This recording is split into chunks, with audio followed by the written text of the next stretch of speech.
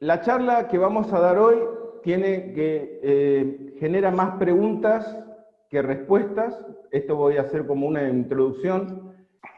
Es una charla de una técnica que se llama técnica ligamentaria balanceada de Sutherland, y la primera pregunta que se genera es: ¿cómo puede ser que una técnica como esta, que fue diseñada y creada por Sutherland, no esté incluida dentro de la terapia cráneo-sacral?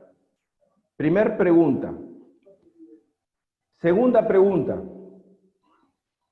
Es increíble que solamente la técnica represente 2 páginas en solamente 3 libros escritos en castellano y represente 4 páginas en un libro escrito en italiano.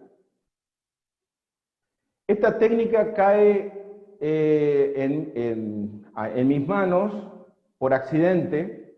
Yo voy a contar esta historia para que ustedes vayan entrando en el contexto de la técnica.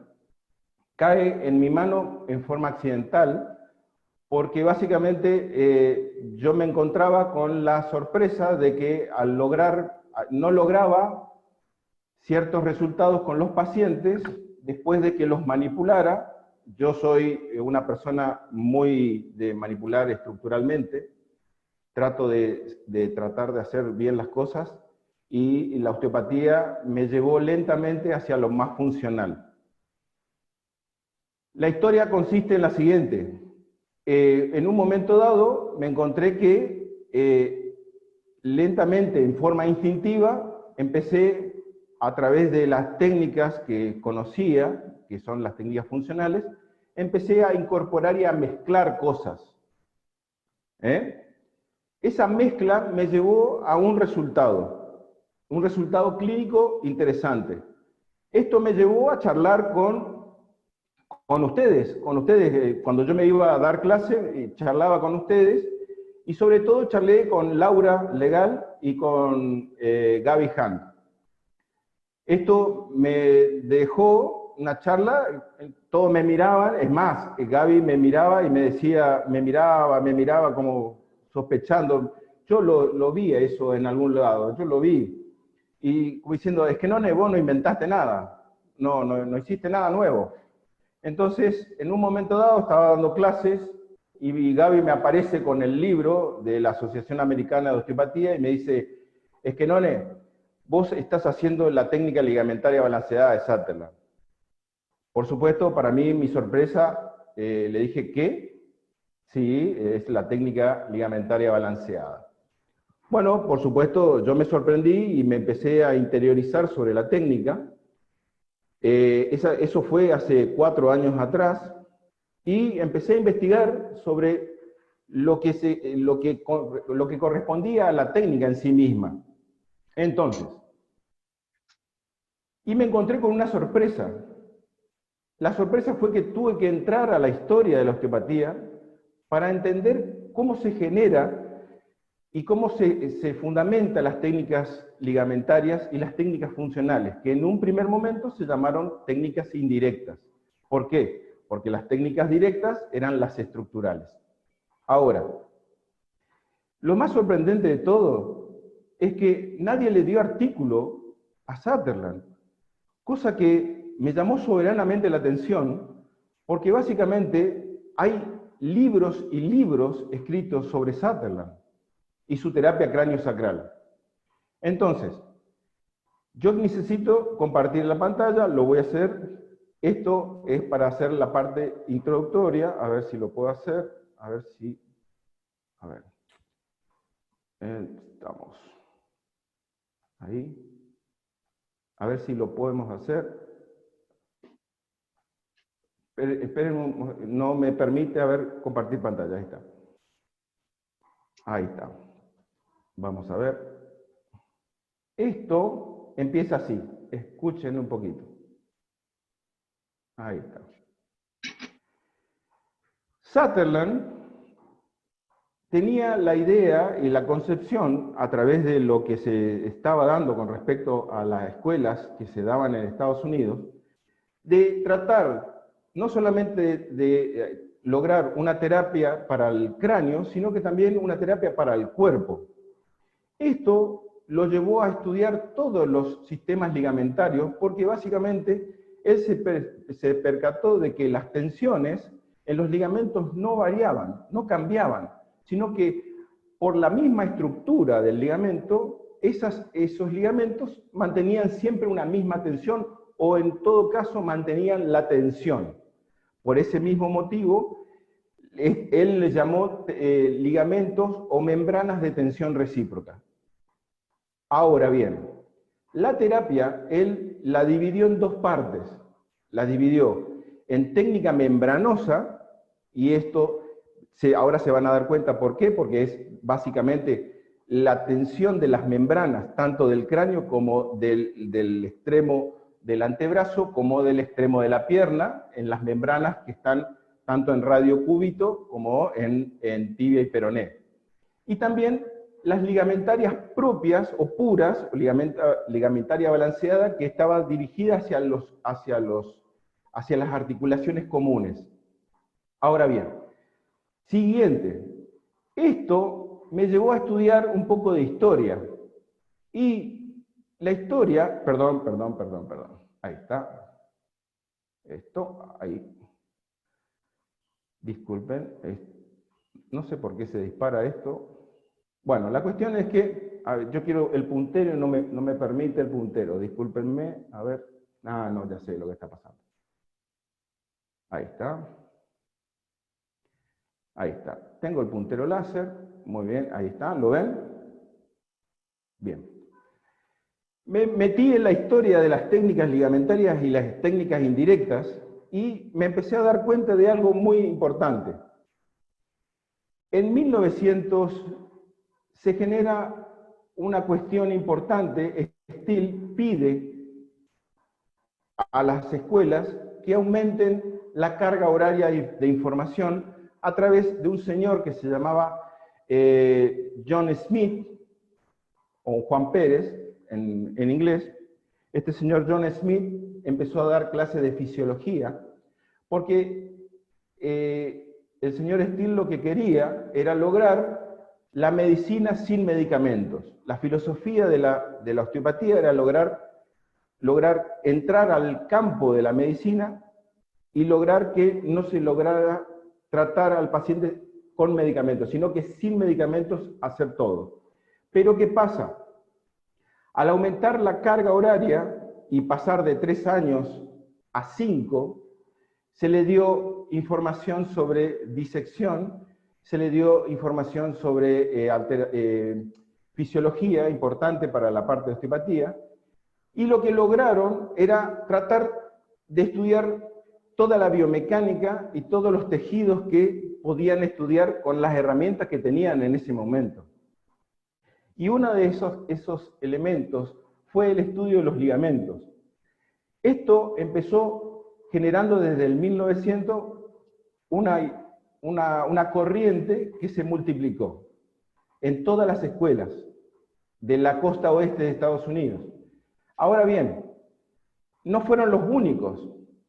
Estos que están en amarillo, que son la naprapatía, que fue la primera técnica que apareció en 1907, de un señor Oakley Smith. Los que están en amarillo son quiroprácticos.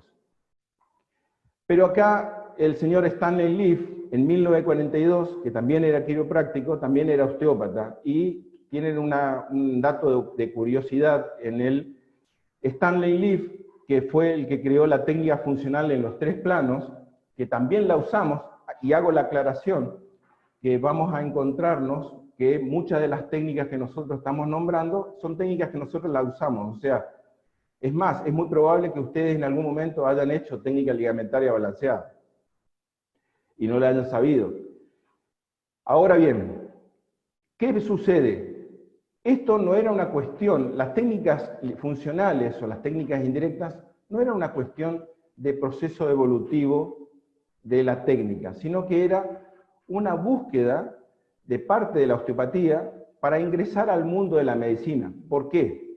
Porque al aumentar la carga horaria, ocurrió algo que no estaban esperando los osteópatas. Ocurrió dos cosas. Una, que aumentó la matrícula de los quiroprácticos. Había 10 osteópatas por cada 6.000 quiroprácticos en Estados Unidos en 1910.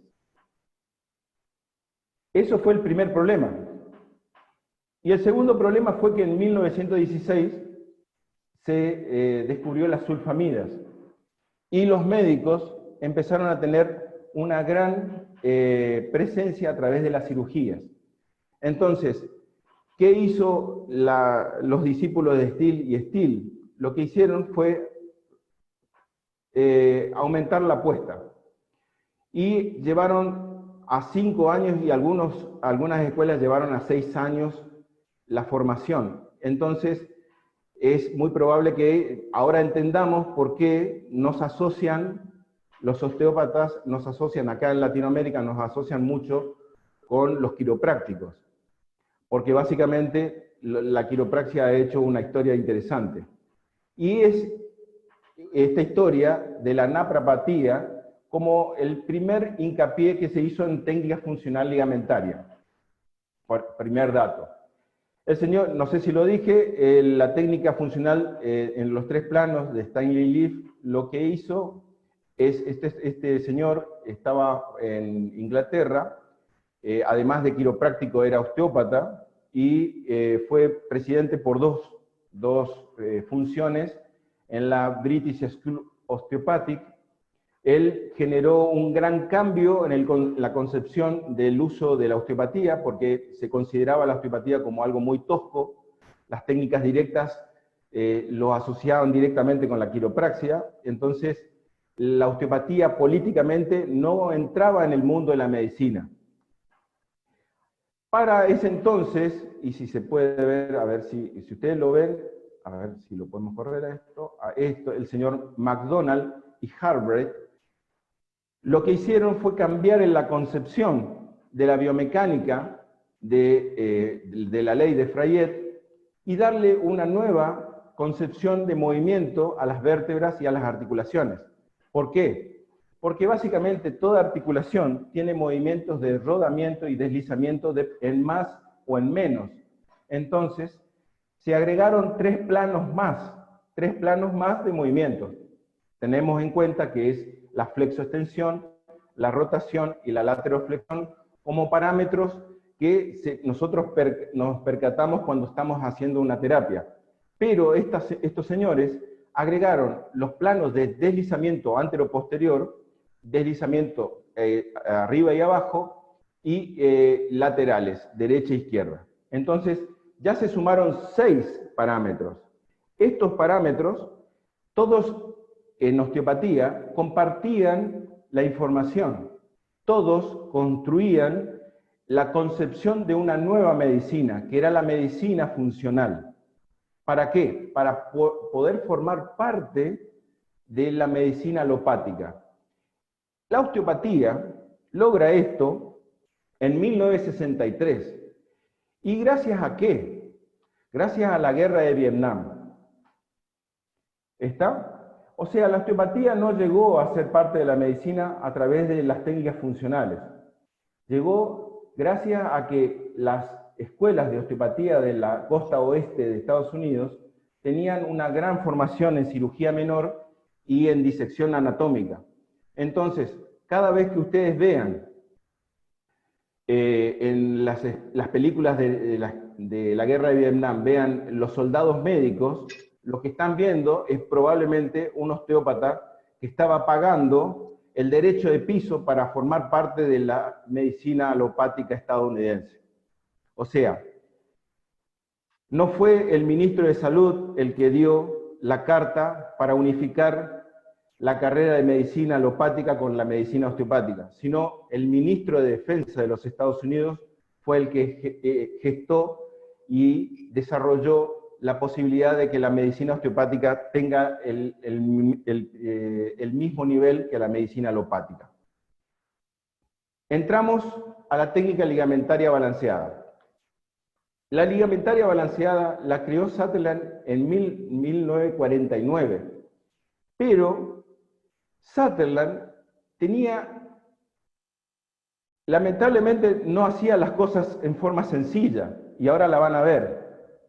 La van a ver porque sinceramente es increíble lo que hizo este hombre, literalmente es un genio.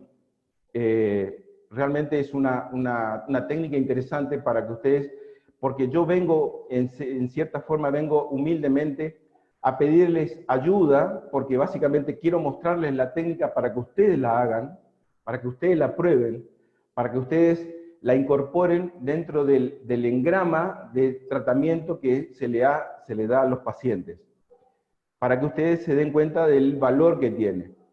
La técnica ligamentaria balanceada no la escribió solamente Sutherland, la escribió una pareja que eran discípulos de ellos, que es los señores Howard y Rebecca Lippincott, que lo escribió en un seminario, en un libro, que son los libros de Rebecca Lippincott, pero ni siquiera ellos, que eran sus discípulos, fueron capaces de plasmar la técnica y enseñar. O sea, tenían un gran problema a la hora de enseñar la técnica. ¿Por qué?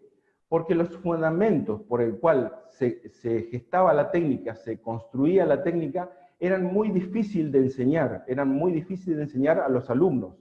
O sea, tenías que tener una formación muy bien,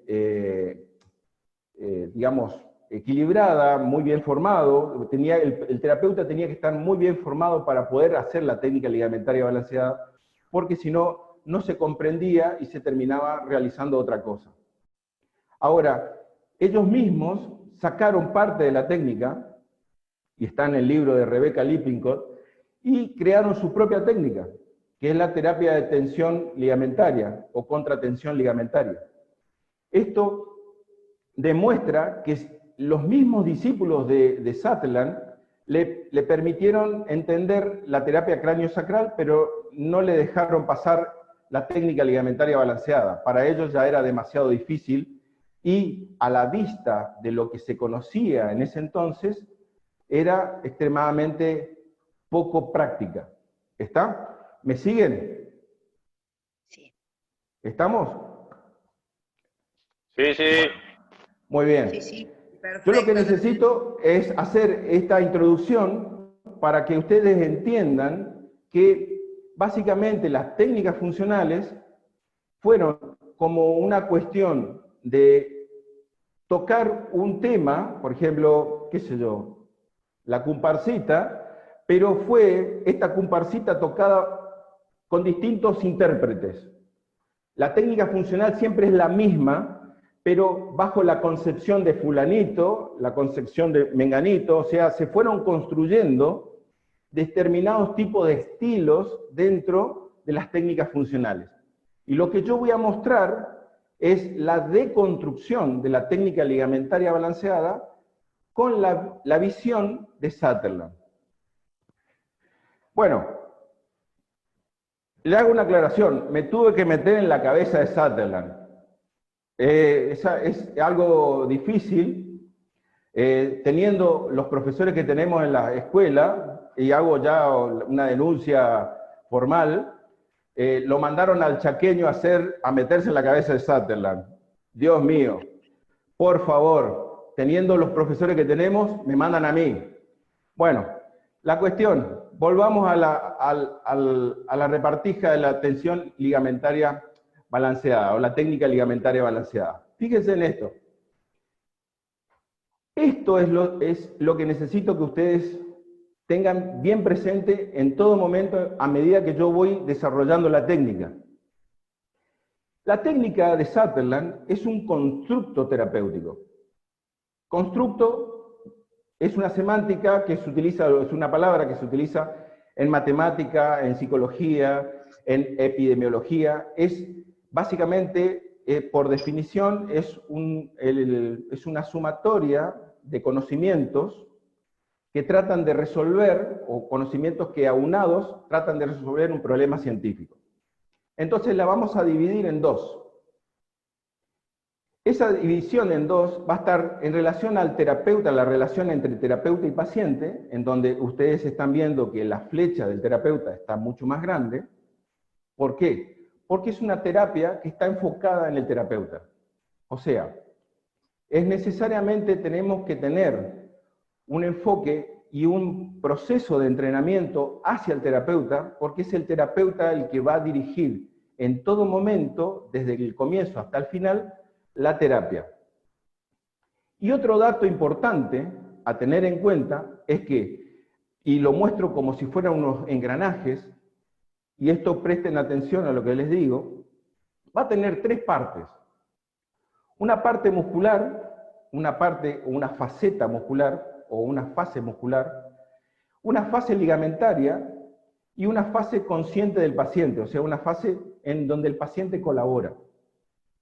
Ahora, dejo en claro desde el comienzo, si no pasamos la primera fase muscular, no podemos pasar a la segunda. ¿Está? Entonces, primer parte, es un constructo terapéutico, o sea, se van a juntar un montón de elementos para... Estamos en un punto en donde... Apaga la radio, por favor. En un punto en donde nosotros, como tenemos que prestarle atención al ligamento como un elemento que va a estimular a esas terminales libres y a todos los varoreceptores y mecanorreceptores que tiene, que presenta, y que va a tener un componente enteramente eléctrico, o una función totalmente eléctrica que va a generar un cambio, y ese cambio le genera a uno la pregunta de cómo lo hace. Entonces, volviendo al principio de, esto es mucho más complejo, es más, Leonfanti ha demostrado que esto es mucho más complejo de lo que nosotros solemos pensarlo, pero básicamente lo que quiero dejar a entrever es que, como es un elemento que contiene agua, va a responder tanto a los elementos de tracción como a los elementos de compresión. Entonces, vamos a tener que el ligamento situado en la periferia de las estructuras ligamentarias van a comportarse en forma de tensión, y esa tensión la van a repartir en forma de tracción o forma de compresión, y siempre van a estar en tensión continua. Esa tensión continua va a ser la encargada de mantener la información a nivel inconsciente. Entonces, ahí tenemos varias líneas de pensamiento y varias líneas que nos llevan a otros lugares que nos da la posibilidad de comprender la técnica. ¿Está? Entonces, una de las cosas que tenemos que prestar atención es a la estructura. La estructura, nosotros le estamos dando le estamos dando la importancia que se merece a toda la parte distensible, o sea, la parte ligamentaria, pero la estructura nos indica un principio que es el principio de mínima acción, que es el lagrangiano. El lagrangiano es el principio por el cual es la diferencia entre la energía cinética del objeto, que es la energía cinética, es la energía que asimila el objeto a través del movimiento, y eso lo da la parte muscular, y la energía potencial del objeto, que es la masa del mismo. Entonces, ahí ya entramos a entender que todo objeto que tiene una geometría, porque una vértebra, y estoy tomando el ejemplo de una simple vértebra, pero se puede dar para todas las articulaciones, que hemos dicho que tienen movimientos tanto de rodamiento como de deslizamiento, además de los movimientos que ya conocemos de flexión, extensión, lateroflexión y rotación, van a tener movimientos que van a responder al principio de mínima acción. Ese principio de mínima acción le permite a toda la fisiología articular no generar fricción. Cuando se genera fricción, se genera un estado de desgaste y liberación de energía en forma de calor. Esto el sistema nervioso propioceptivo, protopático, inconsciente lo sabe. ¿Está?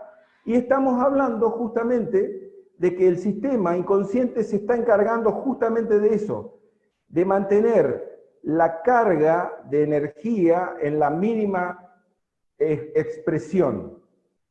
Entonces, toda la fisiología tiene sentido a través del hecho de que el señor Sutherland haya comprendido la fisiología ligamentaria a través del estado de tensión continua. Ese estado de tensión continua va a cambiar dependiendo del biotipo de la persona, la edad, el sexo, etcétera, etcétera. Pero básicamente, todo momento, el cuerpo va a tratar de mantener un estado de tensión continua en todas las articulaciones que se les presente un movimiento determinado. Por supuesto, si hay alguna alteración, lentamente la fisiología de ese ligamento y la información va a cambiar. ¿Y cómo va a cambiar la información? Yo quiero dejar en claro que el principio del lagrangiano lo que hace es que esa barrera fisiológica que nosotros tenemos, que nosotros reconocemos en el movimiento de la articulación cuando hacemos la inspección, ese movimiento está dado por un principio de dinámica física que da lo mismo, digamos, una vértebra que una galaxia. Todo en el universo se mueve bajo el principio de mínima acción. Y el sistema nervioso lo sabe. ¿Está? Entonces, ¿quién le da esa información de mínima acción y concepto de barrera? El concepto de barrera lo da la interbarrera ligamentaria.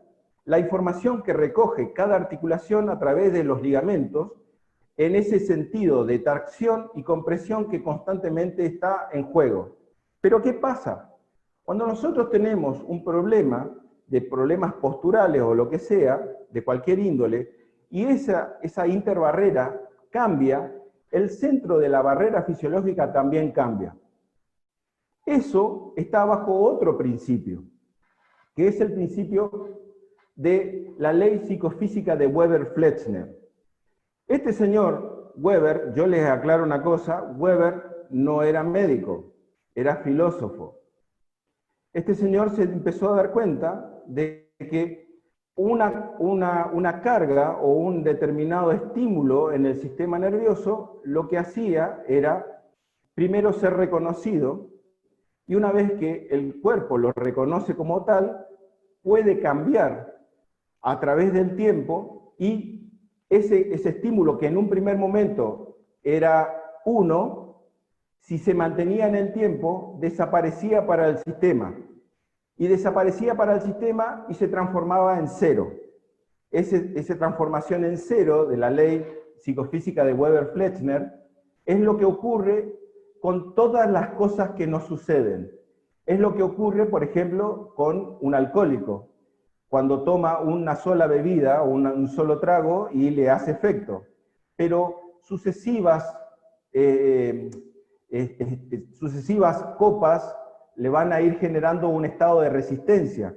Entonces, este señor Flechner, que sabía lo que estaba haciendo el señor Weber, porque antes se compartían y vivían tratando de compartir la información, porque esto lo resolvemos todo o si no, no se resuelve, lo que se empezó a dar cuenta de que el sistema del estímulo tenía que crecer en forma geométrica para poder ser nuevamente reconocido. O sea, si yo sujeto un objeto con X peso, yo lo reconozco, pero si yo le coloco un objeto más liviano, no lo reconoce.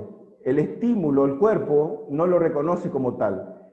El estímulo que tengo que sumar al estímulo original tiene que ser de crecimiento geométrico. En este caso, si tengo 1, para poder ser nuevamente reconocido, este objeto tiene que pesar 3. Y así sucesivamente. Eso se dio cuenta, y ese es el principio por el cual el ligamento, en un determinado momento, estando en una determinada posición, y en este caso voy a tomar, y eso hago una referencia importante, porque es importante que ustedes incluyan esto en el dato para la técnica ligamentaria, es que voy a tomar como ejemplos la columna, porque básicamente se generan casi todos los fenómenos ahí. Si bien la técnica se puede utilizar en todas las articulaciones, en estos 4 años de práctica, yo lamentablemente he tenido éxito con las articulaciones, sobre todo rodilla, coxo femoral, hombro, pero el mayor efecto visible y la mayor satisfacción con la técnica ligamentaria la van a tener sobre la musculatura axial de la columna. ¿Está? Así que voy a hacer referencia a esa área específicamente, para que ustedes la tengan en cuenta, digamos. Entonces, volviendo a la ley psicofísica de Weber-Flechner, lo que yo necesito que ustedes comprendan es que el ligamento, pasado un determinado tiempo de tracción en una determinada posición, esa posición se vuelve cero. De acá a acá hay un estímulo, pero si ese estímulo se mantiene en el tiempo, ese estímulo se transforma en cero, o sea, la tara de la balanza vuelve a cero. Entonces, eso explica que ahora cuando tengamos que hacer la técnica, va a haber un fenómeno que se va a suscitar cuando nosotros tengamos que ir a la segunda fase, que es la fase ligamentaria. Porque primero tenemos que lograr que se libere una cosa para poder llegar a la fase ligamentaria. ¿Está? No lo quiero adelantar, quiero que vayamos despacito. Ahora, los señores Heath, Heath tenía un amigo que se llamaba Sherrington. Creo que ustedes lo conocen. Heath y Sherrington mantenían constante información de lo que ellos investigaban y lo que ellos lograban investigar. Heath, en 1893, por supuesto, posteriormente Irving Corr y después Matthews en 1981, descubrieron que todo segmento supra o subyacente en el que se encuentra una disfunción somática dará respuesta dolorosa al segmento en disfunción. ¿Qué quiere decir eso? Que si nosotros tenemos una disfunción en dorsal 4, todo lo que esté por arriba o todo lo que esté por abajo, que nosotros le generemos un movimiento o un estímulo, va a generar en forma referente un dolor en el lugar en donde se genere o esté una disfunción somática. Esto es lo que nosotros llamamos efecto de lente neurológico. Nosotros vamos a usar el efecto con el cual nosotros estamos estimulando y reconociendo la zona que está en disfunción, vamos a utilizarlo también en la técnica. ¿Está? ¿Por qué? Porque básicamente toda disfunción somática no dará estímulo.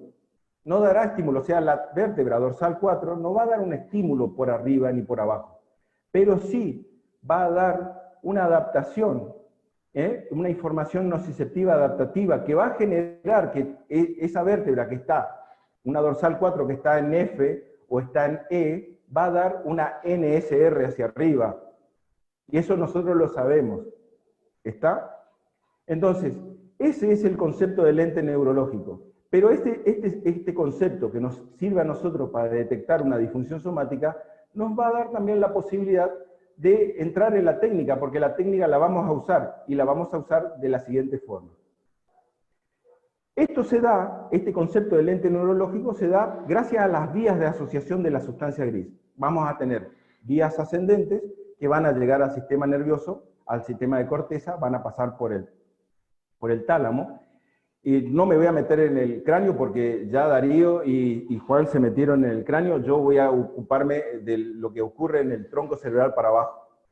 Pero lo que voy a decir es que las fibras ascendentes, propioceptivas inconscientes, que son el cordón anterolateral o fundamental, y el cordón posterior, córnico-comisural de Pierre-Marie, van a ir hasta el área 5 de Brodmann, o sea, todo el recorrido que ustedes ya conocen y que se lo mostró Juan y Darío. Y las descendentes van a tener una particularidad. Esperen un segundito. Estas particularidades de los descendentes no van a pasar más de cuatro metámeras, que son las fascículas en vírgula de Schulz, que van a estar solamente en la zona cervical. Y la cintilla dorsal, que solamente va a recorrer de dorsal 4 a dorsal 10, el centro oval de Fletching en la zona lumbar, en L2, y eso tiene una explicación que en realidad es estructural, y después se van a dar cuenta por qué. Y el fascículo triangular de Gumbel y Philippe, que se localiza solamente en el sacro. Y este tiene un gran valor importante para toda la parte parasimpática del sacro, el parasimpático sacro, y tiene un complemento de las vías de asociación para la función de la micción, la defecación y el coito. ¿Está? Estas vías de asociación van a ser, que van a recorrer en la imagen que está en el centro, lo que van a notar es que es la zona del núcleo Clark, que son, estas son las zonas de Rexet, que ahora las vamos a nombrar también y las vamos a mostrar específicamente cuáles son las zonas de asociación.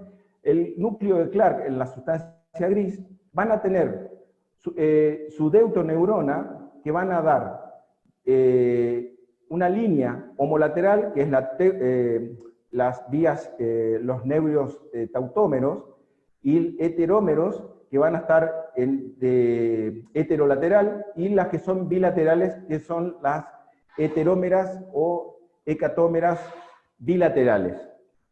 Esto nosotros lo tenemos que tener en cuenta a la hora de tratar los pacientes, porque básicamente vamos a tener un sistema que nosotros lo consideramos totalmente inconsciente, pero que el cuerpo lo tiene dentro del engrama de movimiento y postura. Y se van a dar cuenta de que esas vías ascendentes van a mandar información, por más que nosotros estemos tratando la columna, van a mandar constantemente una información de reprogramación de la situación en la cual está esa metámera que está en disfunción. ¿Está? ¿Me siguen hasta ahora? ¿No se durmieron? Vamos bien, Lore. Vamos bien, Lore. Bueno, muy bien. Está bien. Muy bien, me alegro. Entonces, seguimos, y para que ustedes, estas cosas que yo les estoy contando, es para que comprendamos el por qué Sutherland hizo lo que hizo. Es por qué Sutherland hizo lo que hizo mientras que otros hacían otra cosa. Tomaron partes nada más. Es más, muchas de las cosas que ustedes van a ver dentro de la misma técnica es como que diciendo, pero eso lo hizo Jones, eso lo hizo Anthony Gia con la técnica membranosa, eso lo hizo Alan Burns con las técnicas directas e indirectas. O sea, todas las técnicas funcionales es lo mismo, dependiendo del intérprete. Y este intérprete me encantó porque básicamente lo que hace Sutherland es, en esta estructura, en este constructo terapéutico, juntar la mayor cantidad de información o apagar la mayor cantidad de aferencias para poder lograr un objetivo. Que se sorprenderán cuando ustedes se den cuenta cuál es el verdadero objetivo de la técnica ligamentaria. Ahora bien, estas técnicas van a estar en relación a la musculatura axial. La musculatura axial está manejada directamente por las vías extrapiramidales. Y acá, en este dibujo un poco desordenado, que yo lo hice a propósito desordenado para que ustedes se vayan dando cuenta de cuáles son los estratos en la parte superior. A ver, vamos a ver acá. En el estrato, punta de láser. Muy bien. A nivel del núcleo rojo y el núcleo tectal, que son mesencéfalo superior y mesencéfalo, vamos a detectar dos ramas muy importantes que van a estar asociadas a determinados sectores muy importantes del sistema córtico-espinal, que son el fascículo tectoespinal, que solamente llega al nivel cervical, y el fascículo rubroespinal cervical, que es un facilitador, mientras que el fascículo retículo-espinal lateral, que está dentro de la formación reticular en el bulbo, va a ser un fascículo inhibidor del sistema extrapiramidal. O sea, todo lo que hace que ustedes estén sentados mirándome, lo hace el cuerpo en forma automática, aprendiendo lentamente en el proceso de crecimiento individual y en el día a día del proceso de vida. Entonces, ¿qué sucede acá? Básicamente, la sorpresa es la siguiente. Si ustedes, y ustedes saben anatomía, se van a dar cuenta de algo muy particular. Este control, fascículo rubroespinal y el retículo espinal están sumamente engrosados y tienen los mismos colores, que ustedes van a ver que estos colores son los que corresponden a las fibras que están conectadas en la imagen que está a su derecha. Estas fibras están doblemente conectadas, no solamente al movimiento automático y programado de la mano, sino que están directamente conectadas con la postura. Pero una sola fibra que recibe información, y escuchen bien, una sola fibra, que es la que viene del núcleo vestibular, que viene con información tanto de la visión como del sistema vestibular del oído, va a terminar lo más lejos posible. Ese fascículo va a ser el fascículo vestíbulo espinal lumbar, que va a tener dos ramas, un cordón anterior directo y un cordón lateral cruzado, que va a corresponder directamente a su visión especular al sistema piramidal cruzado y al sistema piramidal directo. Y también van a tener directamente, van a ser espejo de la conformación de las estructuras musculares que van a estar en el eje axial de la columna.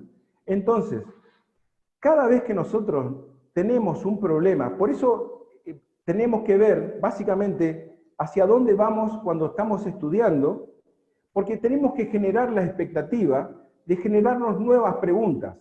La idea es tratar de ver con nuevos ojos las cosas. Y esto nos pone en manifiesto algo muy particular.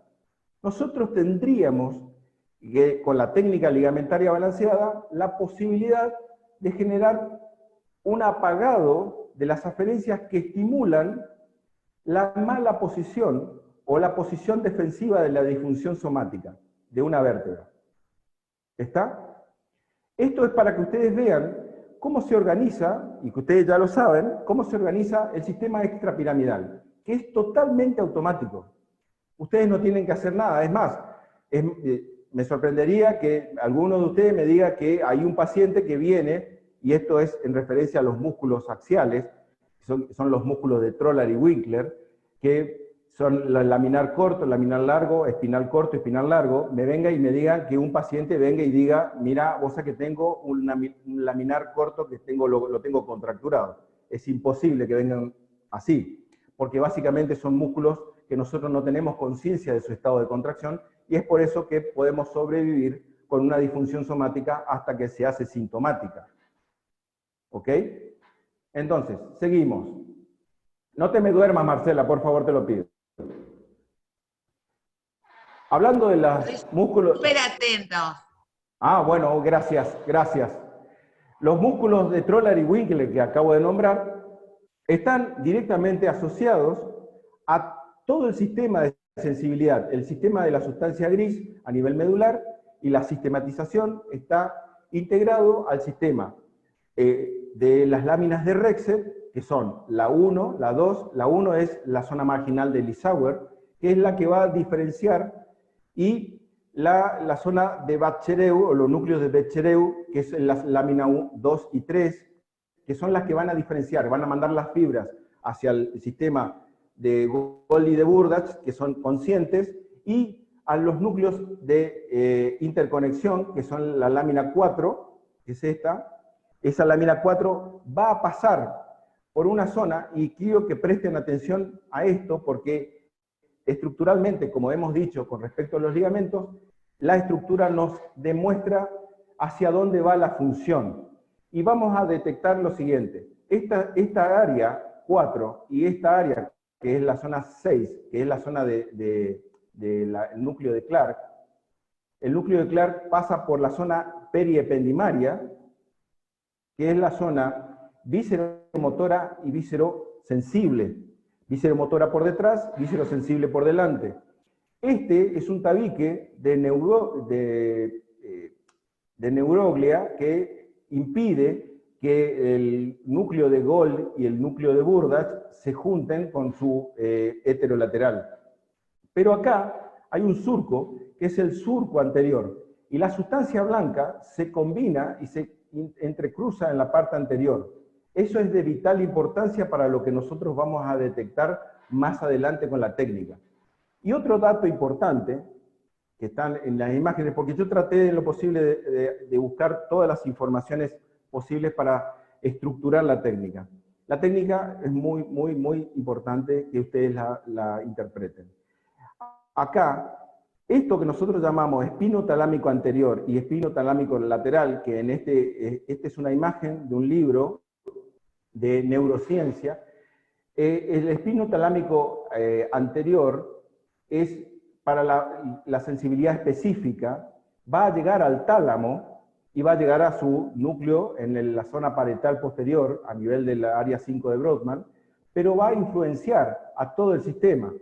Y van a tener interconexión no solamente con el nucleus coriolis, sino con otros sistemas que van a automatizar la vía extrapiramidal. Y eso va a tener componentes que hacen básicamente lo que nosotros detectamos todos los días en los pacientes. Van a generar la descarga eferente del sistema extrapiramidal. Ellos, por determinadas circunstancias, no solamente van a mandar información al tálamo, sino que van a recibir información eferente del hipotálamo y del tálamo y de todo el sistema, tanto visual como del núcleo sensitivo del trigémino, que va a descargar sobre los núcleos que están acá en el tronco cerebral y van a generar una eferencia sobre los músculos axiales en forma automática. Esto, en castellano sencillo, es básicamente la contractura que todos los pacientes tienen, que cuando dicen, me sacaste una mochila que tenía enganchada en el cuello, es básicamente el apagado brusco o no de todas las aferencias que van hacia el sistema extrapiramidal. Ahora, la imagen que está ahí abajo, lo que hace, y es por eso que a Juan le dije que básicamente es un sistema binario, el sistema de tensión ligamentaria, porque en una FRS, que nosotros sabemos que hay una desimbricación en uno de los sectores, vamos a tener implicados tensiones de tracción, y vamos a tener, en el lado contralateral, vamos a tener elementos de compresión, tanto en la apófisis articulares como en la apófisis transversa. Esto, en idioma de computadoras, es 0, 0, 1, 0, 1, y lo mismo pasaría con la ERS, en donde vamos a tener componentes de compresión en la zona que está en extensión en las carillas articulares posteriores, pero elementos de tracción en las espinosas y en las transversas, que también se pueden complementar con 1, 0, 1, 0, 1, 0, 1. O sea, básicamente todo el sistema se comunica en forma global bajo el principio de la ley de mínima acción y a su vez a todo o nada. ¿Ok? Seguimos. Uno de los elementos más importantes dentro del campo de la técnica ligamentaria balanceada es el movimiento de fluido a través de la respiración. Y ahora, si hemos dicho que tenemos elementos de flexión, rotación, lateroflexión, movimiento antero-posterior, movimiento lateral y movimiento de compresión-descompresión, el elemento 7 es la respiración. Y haciendo referencia a la última charla que hemos tenido, y que Juan decía, tengan cuidado con respecto a las ondas de Travel-Hering-Meyer, que no es lo mismo, que piensen que el líquido cefalorraquídeo no es lo mismo, guarda, cuidado. En realidad, lo que quería decir era que a nivel de las ondas de Travel-Hering-Meyer, Travel-Hering es la que corresponde a los 15 pulsos por minuto y corresponden directamente al proceso de respiración y al tono vagal local de esa persona. Mientras que las ondas de Meyer son las ondas de 6 por minuto, de 6 ciclos por minuto, y tienen relación con el sistema simpático, quimio-barorreceptor y cardíaco. Entonces, ahí hay algo que nos tiene que llamar la atención. Nos tiene que llamar la atención algo que nosotros tenemos que prestarle atención, que es el proceso cardiorrespiratorio. El movimiento de fluidos es un parámetro más. Entonces, al construir la técnica, tenemos que construir la técnica pensando en el parámetro de la respiración. Está. Y ya le adelanto algo. Si ustedes arman la técnica, y no sé si ustedes como operadores, como terapeutas, no sienten el pulso de la respiración en el momento que lo están haciendo, la técnica está mal armada. ¿Ok? Seguimos. Y ahora presten atención a esto. Y esto lo aprendí de la peor manera. Lo aprendí pensando, no lo entendí al principio. Lo que decía Sutherland era que la dorsal 8 era una vértebra ápex de la respiración. La vértebra ápex de la respiración global. Esto se manifiesta también en la literatura de las técnicas de GDS. La señora Godelieve Denise Struve también nombró a la dorsal 8 como ápex de la respiración, y lo que sucedía es lo siguiente. Todo lo que ocurría por arriba, antes de llegar a la charnela, todo lo que está por arriba, y este es el proceso de inspiración, o sea, cuando toma aire el individuo, todo lo que está hasta la charnela cérvico-dorsal entra en estado de flexión, mientras que todo lo que está por debajo de la dorsal 8 y llega a la charnela dorso-lumbar, entra en un estado de extensión, en el periodo inspiratorio. Esto es de utilidad para las disfunciones bilaterales que vamos a tratar. ¿Ok? ¿Me siguen? Y lo aprendí de la peor manera porque básicamente me había olvidado de que eso es debido a las tensiones mediastinales, tanto de los ligamentos vértebro-pericárdicos o externo-pericárdicos. Entonces, en el momento en que yo sentía, porque en realidad tienen que tomarse el tiempo de entrenar la sensibilidad para este proceso, en el momento yo sentía que efectivamente lo que decía Sutherland era verdad.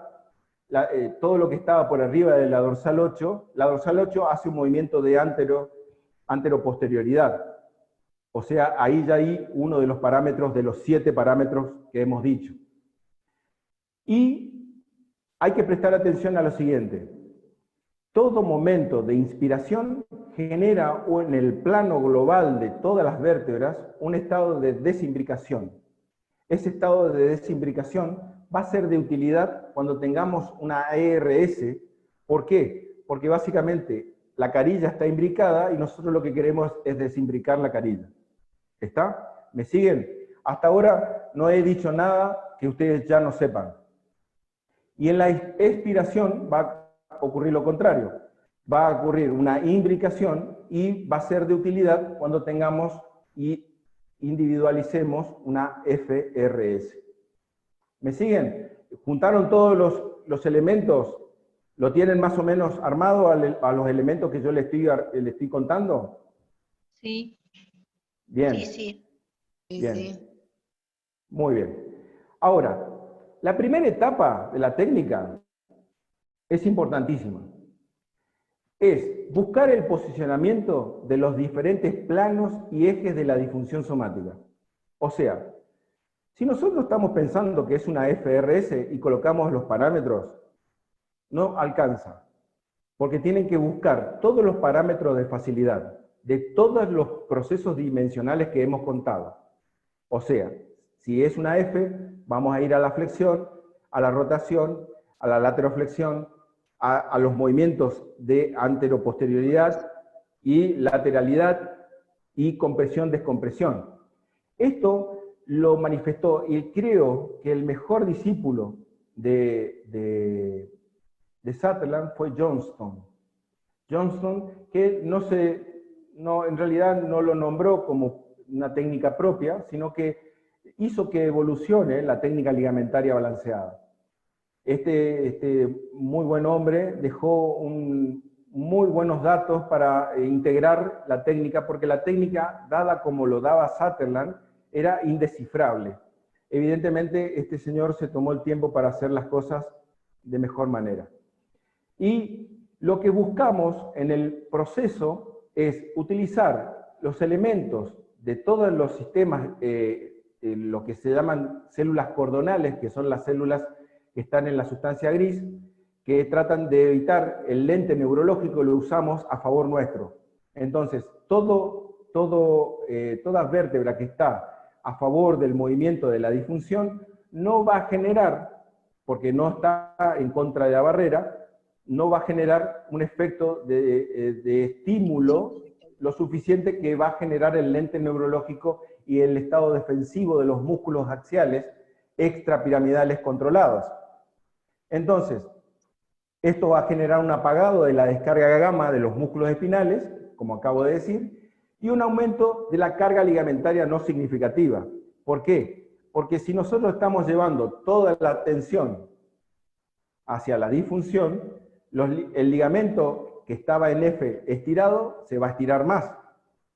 El ligamento que estaba comprimido se va a comprimir más. Pero esto no va a ser significativo bajo la ley de Weber-Flechtner. No va a pasar absolutamente nada. ¿Por qué? Porque el estímulo que nosotros les vamos a generar a esos ligamentos no es de crecimiento geométrico, es simplemente un poquito más de lo que ya estaba acostumbrado a tener. Otro dato importante a tener en cuenta para el terapeuta, porque vamos a enfocarnos en el terapeuta, es el contacto terapéutico ligero y específico tipo tensión superficial.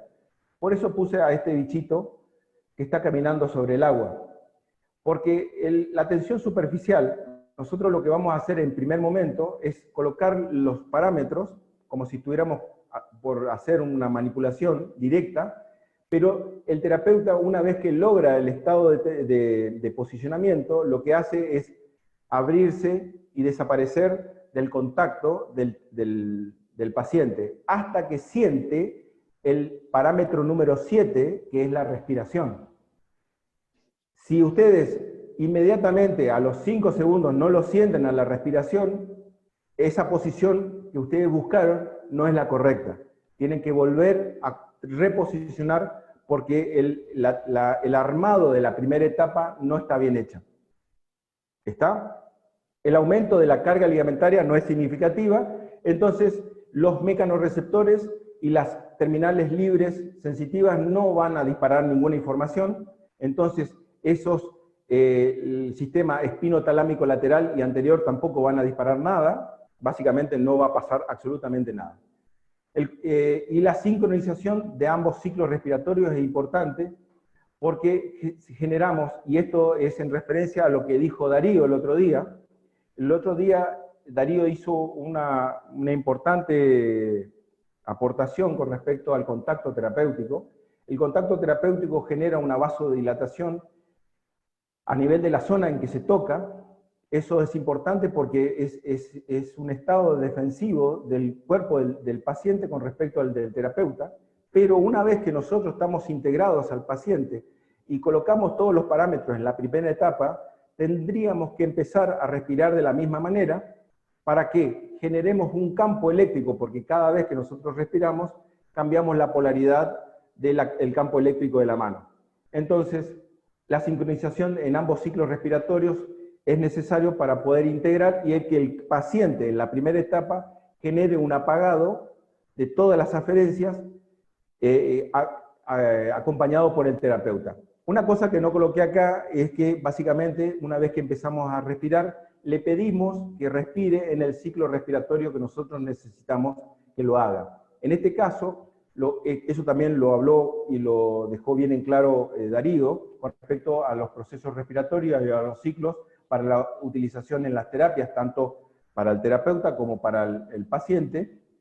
Y en este caso, lo que yo quiero dejar bien en claro es que si nosotros tenemos parámetros de rotación y parámetros de lateroflexión, vamos a utilizar elementos, ciclos inspiratorios o expiratorios dependiendo de lo que nosotros buscamos y apneas en esos periodos. Entonces, si estamos en un momento de flexión y nosotros lo que necesitamos es ir a cerrar la carilla articular, lo que nosotros le vamos a pedir en el primer momento, en la primera fase, es la inspiración con ciclo de apnea inspiratoria. ¿Por qué? Porque lo que hacemos es abrir la carilla articular más de la cuenta. Lo que le estamos pidiendo es que se vaya con ese mismo parámetro, colocamos todos los parámetros en la facilidad. O sea, en el primer periodo, si está en F y nosotros sabemos que en la inspiración se abren las carillas, vamos a inspirar y generar una apnea que no va a pasar 2 o 3 segundos y le vamos a pedir que largue el aire. O sea, todos los parámetros van a ir a la facilidad. ¿Me siguen? Bien. Espero que me sigan, no se me duerman. Por favor, les pido. En la segunda etapa, vamos a usar lo que hemos denominado el efecto de lente neurológico invertido. Se va a desenganchar, chicos, y escuchen bien esto. ¿Cuándo sabemos que terminamos la primera etapa? Cuando nosotros sentimos en nuestras manos que la vértebra se desengancha, se desengancha de nuestras manos. Cuando se desengancha, lo que ocurre es un fenómeno muy particular. Todo el movimiento se hace mucho más fácil y nosotros podemos ir en forma activa hacia el movimiento de contraposición especular. Si nosotros estamos en una F, nos vamos a una E del otro lado. El posicionamiento especular de los parámetros anteriores, y nosotros lo que vamos a hacer es una estimulación de la respuesta del lente neurológico invertido. Vamos a tratar de estimular. ¿Y qué va a pasar con el estímulo de respuesta del lente neurológico invertido? Esos ligamentos que estaban en tracción y ligamentos que estaban en compresión van a entrar a trabajar al revés. Y ahí se va a estimular, básicamente, el sistema espinotalámico anterior, que es el que más específico me da el posicionamiento de la estructura en la columna.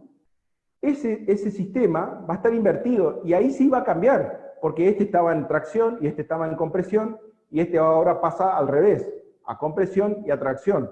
Y ahora el efecto de Weber-Flexner sí es significativo. Entonces, pasamos de 0 a 1. ¿Está?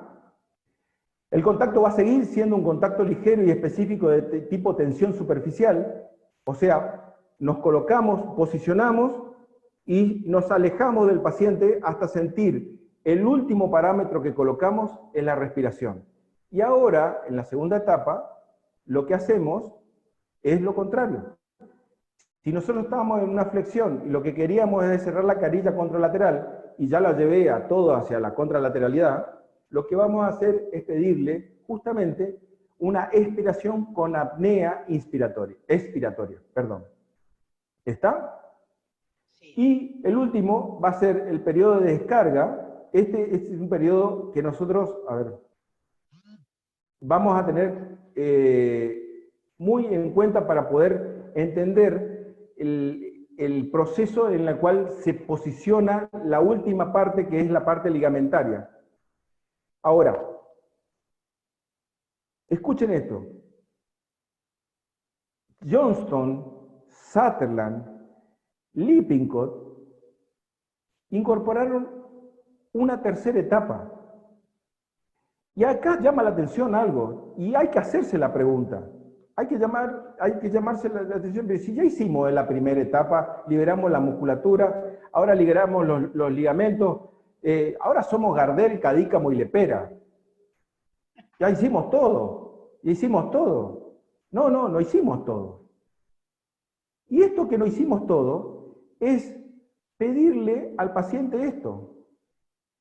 Es la búsqueda en forma activa del paciente del eje sagital de la articulación. Entonces ahí llama completamente la atención. ¿Por qué pusieron esta tercera etapa en forma activa? Porque en realidad, tanto Sutherland, Johnston y toda la gente que estaban haciendo esto, estaban buscando que el paciente reprograme y reorganice globalmente los estímulos propioceptivos inconscientes y el engrama de movimiento normal a esa articulación que estaba en disfunción, que tampoco sabemos desde cuándo está en disfunción. El contacto va a ser ligero, específico, por eso este bichito va a estar en todas las etapas, porque nosotros nos vamos a posicionar de tal manera que vamos a dejar al eje de posicionamiento el punto de apoyo. Les aclaro, acá no hay un punto de apoyo específico, sino el punto de apoyo que el paciente determina. O sea, yo voy a hacer la imagen, si yo estoy así, en esta posición, y el paciente recorre, pero le falta 2 centímetros para llegar al centro sagital, yo no lo posiciono en el centro sagital.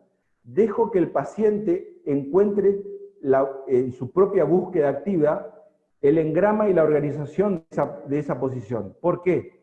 Porque ese es el tara, el punto cero del paciente. Y ahí me quedo. Por supuesto, respeto los tiempos de sincronización de los ciclos respiratorios, tanto del terapeuta como del paciente, generando el campo eléctrico unificado de ambos, tanto terapeuta como paciente, y el posicionamiento es... ahí puse lo que acabo de decir, que el posicionamiento es el del paciente, no del terapeuta. O sea, respeten eso porque básicamente les va a ayudar para futuras situaciones con el paciente. Hay una cosa muy particular que no dije de la segunda, que estaba ahí abajo.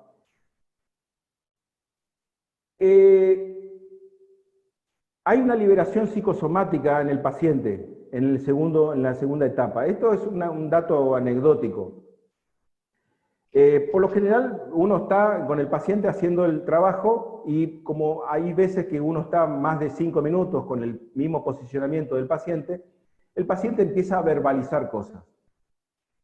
Lo que me llamó la atención era que siempre verbalizaban cuando se colocaba en la segunda etapa. Cuando entraban en la segunda etapa, el paciente verbalizaba algo. Yo decía, bueno, era una curiosidad, pero después, con el paso del tiempo, se empezó a notar como un patrón. Una vez que entran en la segunda etapa los pacientes, es como que verbalizan cosas, cuentan, dicen, mirá, vos sabés que creo que el problema que tengo en el cuello o en la espalda se debe a que estuve entrenando en CrossFit y me hice un movimiento que no correspondía, o pasó algo en mi familia, etcétera, etcétera. Es como que dispara un montón de situaciones. Parece que, lo dejo a criterio de ustedes, porque creo que se genera un patrón, eso lo van a notar ustedes cuando lo hagan a la técnica, se genera un patrón en donde el paciente cuenta cosas personales, no sé si es parte del mismo proceso de liberación o es simplemente algo que ocurre en forma espontánea. Eso es importante dejar en claro porque van a encontrar ese detalle cuando entran en la segunda etapa. Ahora bien, seguimos.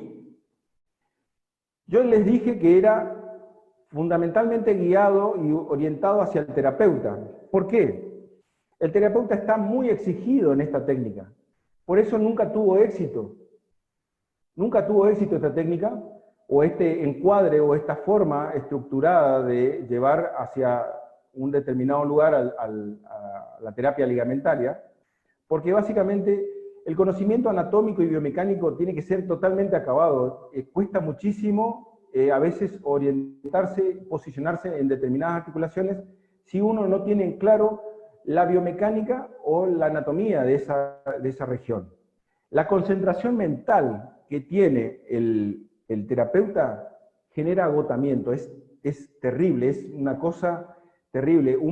Tratar 1 o 2 o 3 pacientes es agotador porque uno tiene que estar concentrado en la respiración de uno, en la respiración del paciente, en la coordinación de la mano.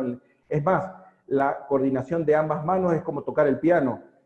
Una mano trabaja la palanca superior y otra mano trabaja la palanca inferior, sobre todo si trabaja en la zona cervical. Como dijimos, yo me estoy orientando directamente hacia la columna para que ustedes entren en la columna y ocupen sobre los micromovimientos que ocurren ahí. El proceso es secuencial, es hegemónico, o sea, es imposible pasar a la segunda etapa si no pasamos la primera. O sea, ustedes tienen que sentir el desenganche y les puedo asegurar que lo van a sentir. Si lo hacen y lo practican, lo van a sentir. Es un desenganche, la vértebra literalmente se desengancha de la situación en la cual está. Y el alto grado de sensibilidad del terapeuta, que requiere un entrenamiento individual muy grande. Gracias a Dios yo cometí todos los errores, he cometido todos los errores posibles. Tuve que rever un montón de cosas hasta que encontré la respuesta a la técnica. La técnica anda muy bien. Y ahora les voy a explicar por qué anda muy bien. Y con respecto al paciente tiene cierta limitación. ¿Por qué? Porque el paciente tiene que estar consciente y tiene que comprender los mandos terapéuticos. Por supuesto, la edad del paciente tiene que ver, porque a una criatura no se le puede hacer la técnica ligamentaria, porque no podrían entrar en la tercera fase, porque básicamente no comprenderían los mandos que nosotros le pedimos, o directamente o están dormidos o no lo entienden. O sea, tiene que ser una persona que esté consciente de lo que se está haciendo en ese momento. ¿Ok? Perfecto. Entonces, los beneficios de la técnica son inmensos, innumerables, incluso son increíbles. No es que yo lo diga, sino que yo lo he probado y he visto el rostro de los pacientes después que se le hace la técnica. Sienten que les pasó un tren por encima. Se sienten maravillosamente bien. Es increíble. Y uno empieza a llamarle la atención y empieza a aparecer un patrón dentro de la conducta. La persona que es tratada directamente con la técnica ligamentaria y la técnica estructural. Y empieza a aparecer un patrón interesante y que me llamó a la atención y que me generó más preguntas que respuestas. Entonces, básicamente la técnica busca el apagado de todas las aferencias nocivas del cuerpo, busca reorganizar corporal y tisularmente, y hablo de tisularmente porque básicamente el ligamento es una estructura que comprende una matriz extracelular cristalina, piezoeléctrica, que se mantiene bajo estímulos a todo o nada, y que mantienen directamente la homeostasis del cuerpo. Y acá puse la imagen del Vitruvio de Da Vinci, mostrando los lugares en donde hay membranas y en donde hay control automático. Y todo lo que sea control automático está en el tronco. Y las membranas están en los brazos y en las piernas.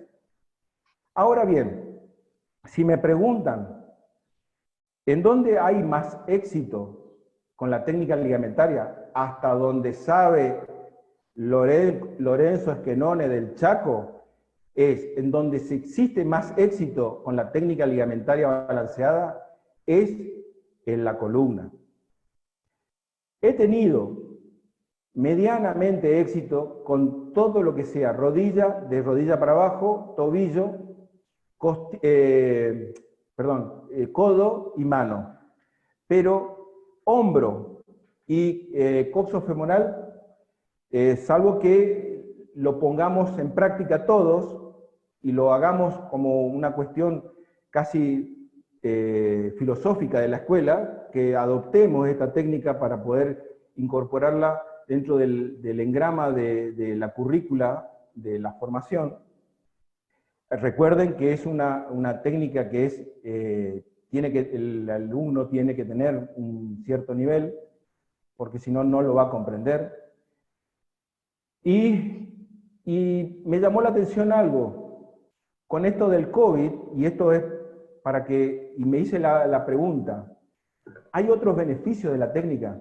Y acá, con el COVID y con la pandemia, me apareció esto. ¿Saben lo que es esto?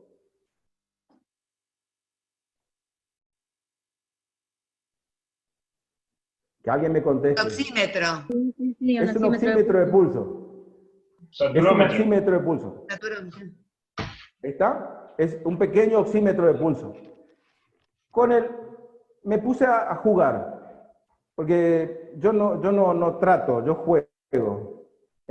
Me puse a jugar con el oxímetro de pulso cuando estaba haciendo la técnica ligamentaria balanceada. Y empecé a descubrir algo. Cuando trataba las cervicales, yo a este oxímetro de pulso lo conecto a la computadora y me tira unos datos interesantes. Me empecé a dar cuenta de que había un cambio del sistema parasimpático a nivel circulatorio. Entonces, me dije, bueno, me voy a estudiar anatomía nuevamente. Dije, ¿qué pasó acá? Y entonces me acordé de la charla que tuvo en la escuela Marcela García. Marcela García decía, cuando nosotros tratamos y hacemos una descompresión de cóndilo, los pacientes se sienten maravillosamente bien. Y entonces dije, me voy a la anatomía de la base de cráneo y de las cervicales. ¿Y saben qué descubrí? Esto. descubrí que la arteria vertebral, antes de conformar el tronco cerebral, manda colaterales y forma lo que se llama la arteria medular anterior, la arteria medular posterior y las cerebelosas posteriores. ¿Qué son estas? La arteria espinal anterior, la arteria espinal posterior y estas que están acá, antes de formar el tronco basilar, forman la arteria cerebrosa posterior inferior. Y nosotros a veces confundimos y empecé a investigar un poquito más y me encontré con el síndrome vulvar lateral de Wallenberg, que da mareos, dolor de cabeza, náuseas, fotofobia. Y este síndrome vulvar lateral de Wallenberg está directamente relacionado con la alteración de la arteria anterior y la arteria posterior que salen de la arteria vertebral. ¿Está? A partir de ahí existen colaterales. Estas colaterales son las que están acá. A ver. Que son las colaterales que están en la región de C3 y C4, que es rama del tronco tiro cervical izquierdo, que alimentan a la médula. Pero ¿qué pasa? Yo me dije, claro, estoy tratando los ligamentos, equilibrio las tensiones y la arteria, la ley de la arteria. Apareció la ley de la arteria en mis propias manos. ¿Por qué? Porque nos encontramos con el señor Forestier, que es el opérculo de Forestier. Es una masa de tejido celular laxo que por donde pasa el nervio, la arteria y la vena, que van a ir a alimentar la región anterior por donde pasa todas las aferencias víscerosensibles, vísceromotoras y la región anterior de comunicación de todo el sistema automático de la columna. Y para colmo, me encuentro de que existe una cosa que los anestesistas saben más que nosotros, que es la gran arteria medular anterior de Adamkiewicz, que es el refuerzo vascular retroperitoneal del engrosamiento medular lumbar. Entonces, mi sorpresa fue que al tratar cualquier parte de la columna con la técnica ligamentaria balanceada, la técnica ligamentaria balanceada se transformó en una técnica vascular de la columna. Debido al hecho fundamental de que existe una ley, que es la ley de Hagen-Boussil, que habla de que el área de una arteria, para mantener el flujo, tiene que ser en forma laminar. O sea, la arteria tiene que mantener un área que mantenga el flujo laminar arterial. Pero si aumenta la mitad, o sea, la mitad del segmento del área aumenta 16 veces la posibilidad de movimiento laminar de la arteria. Pero si la arteria disminuye la mitad, es directamente proporcional a que disminuye 16 veces la capacidad de flujo laminar arterial en un segmento arterial tan importante como las arterias que irrigan la médula de la columna, que básicamente sufren de hipoxia en cualquier disfunción somática vertebral. Entonces, me llamó muchísimo la atención. Yo les quiero abrir la jugada a ustedes, porque esto es mucho más grande, esto no lo va a arreglar Esquenone acá en el Chaco, les puedo asegurar, esto lo tenemos que arreglar entre todos, y esto va con todo mi cariño a Juan Leonfanti, para decirle que esto, mi estimado amigo, es la técnica de tensegridad por excelencia. Esta técnica ligamentaria balanceada de Sutherland es la técnica de tensegridad por excelencia. Esto no lo va a resolver Esquenone, lo va a resolver la Escuela Osteopática de Buenos Aires, porque tenemos recursos humanos de sobra. Y necesito, y esto es un pedido de ayuda, con toda humildad se los pido, préstenle atención a la técnica, porque la técnica es a sí misma el último regalo de Sutherland al mundo. Es así. Es la unión entre el cráneo y el sacro que nosotros estábamos buscando. Es el eslabón perdido de la terapia de Sutherland. ¿Me entienden? Por ese mismo motivo, el único verdadero viaje de descubrimiento no consiste en buscar nuevos paisajes, mis estimados colegas, sino de mirar con nuevos ojos las cosas que nos mostró la historia.